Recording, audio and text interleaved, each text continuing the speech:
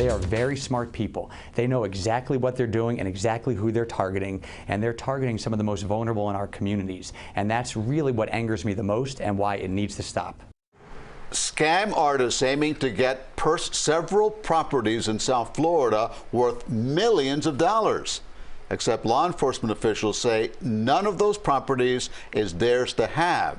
What these crooks are actually doing is called title theft. The owners of the properties usually have no idea that this is happening, and that is the case tonight with our lead story. If it wasn't for the appraiser's office, the thief might have actually gotten away with it. CBS 4's Joe Gorchow joins us live in the studio tonight. And Joe, a long investigation that led to an arrest.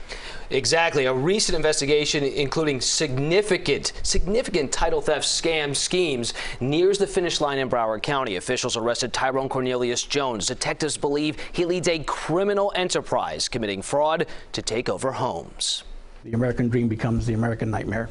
Detective William Golding works in a special unit with the Broward County Appraiser's Office investigating title fraud. On Tuesday, their investigation led to Tyrone Cornelius Jones's arrest. He burglarized the house, he changed the utilities in his name, and he was there close to a year.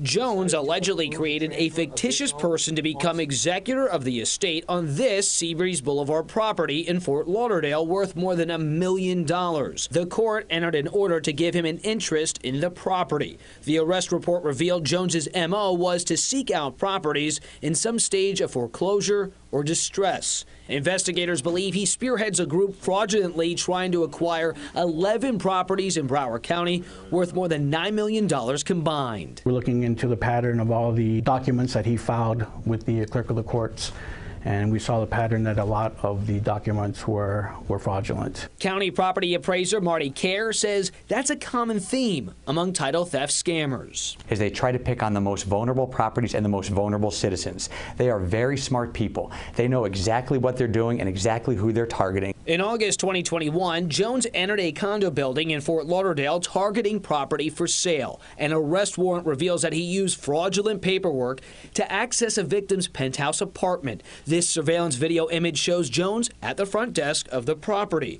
The warrant says he contacted security personnel, presented him a fraudulent copy certificate title, a fraudulent receipt, and a fraudulent quitclaim deed for the property.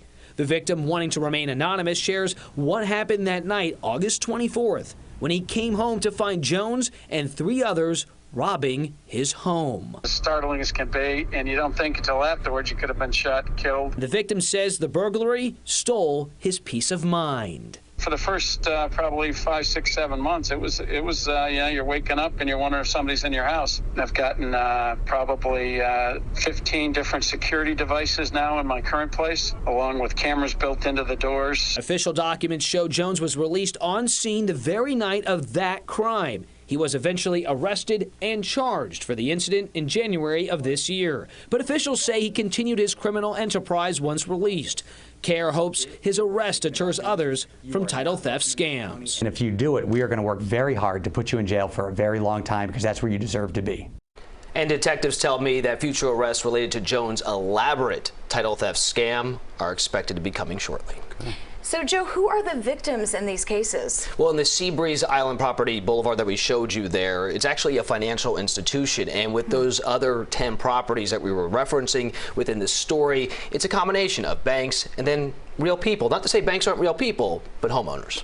This was allegedly a major operation, $9 million. What can homeowners do to protect themselves against this? So Kerr will remind people at home they have an owner's alert program through the appraiser's office you can sign up for. So if someone files a fraudulent deed into your home to try to take ownership, you'll be alerted within 24 hours. Then you can call the appraiser's office and try to begin an investigation to stop that deed from going through and losing your home.